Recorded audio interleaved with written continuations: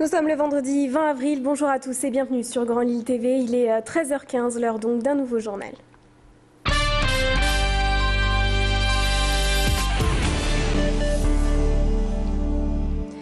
Et on démarre ce flash avec la visite hier à Lille de Xavier Bertrand. Le ministre du Travail, de l'Emploi et de la Santé s'est rendu dans la métropole à la fédération UMP du Nord pour soutenir les candidats aux législatives, mais aussi pour motiver principalement les jeunes à quelques heures du premier tour des présidentielles. Salim Massa, Bernard Gérard, Marc-Philippe Daubresse et Sébastien Higues étaient présents parmi les candidats de la métropole lilloise. Xavier Bertrand en a profité aussi pour critiquer le passage de François Hollande à Lille mardi soir, mais aussi pour déclarer qu'il croyait profondément en la victoire de Nicolas Sarkozy le 6 mai prochain.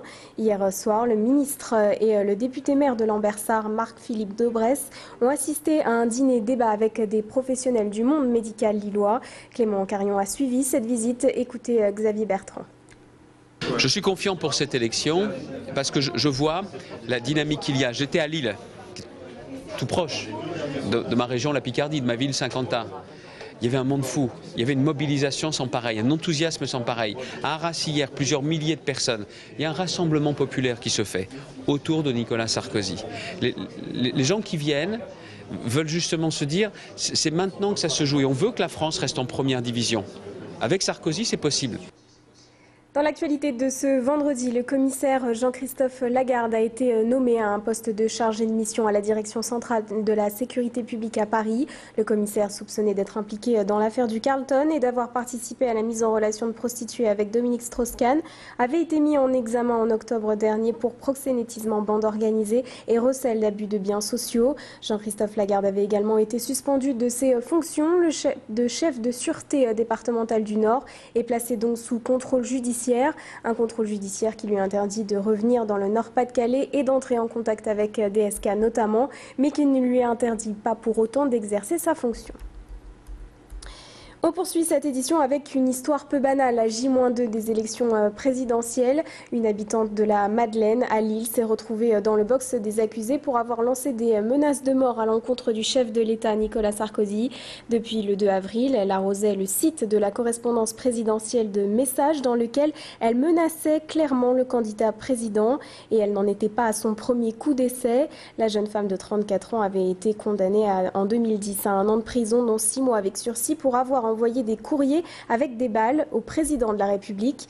La procureure du tribunal de Lille a demandé son placement en détention et dans cette affaire, son procès a été renvoyé au 4 juin prochain. Clément Carion a rencontré l'avocate de l'accusé. On l'écoute. Elle a fait l'objet d'une expertise psychiatrique en 2009 qui a révélé l'existence de troubles importants ayant altéré son discernement. Malgré tout, elle a été condamnée pénalement. Aujourd'hui, l'expertise qui vient d'être ordonnée permettra peut-être de préciser la nature de ces troubles. Mais en tous les cas, et quel que soit son résultat, la question que je pose et que je pose à la victime elle-même, qui est la première concernée, puisque initiatrice de toutes ces lois anti-récidives, c'est de savoir si ma cliente est une délinquante. Le collectif Votons en opération tractage à J-2 du premier tour. Ces bénévoles se rendent à la sortie des écoles, des centres sociaux et dans les quartiers défavorisés. Leurs objectifs, lutter contre l'abstention, notamment en ciblant les enfants d'immigrés qui ont le droit de vote à défaut de leurs parents. Ils souhaitent par la même occasion sensibiliser à la politique sans pour autant militer pour un parti en particulier. Le collectif regroupe beaucoup d'associations comme la Ligue des droits de l'homme, les maisons de quartier, les centres sportifs. On va écouter tout de suite un de ces membres du collectif au micro donc de Macha Yonessen. On sait tous que la plupart de ces familles issues de l'immigration ont des enfants qui sont nés en France et ont la nationalité française.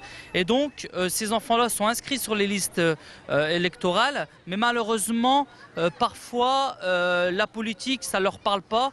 Ils ne sont pas en phase avec la politique, ils ne sont pas intéressés avec la politique parce que ils ont des problèmes, divers, des problèmes d'insertion professionnelle, des problèmes économiques et parfois ils sont un peu déçus de la politique.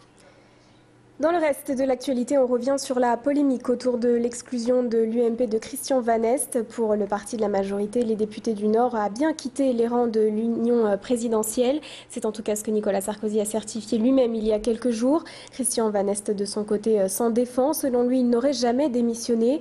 Le nouveau patron du RPF a critiqué le président de la République qui, selon ses mots, n'a pas à se mêler des affaires du parti.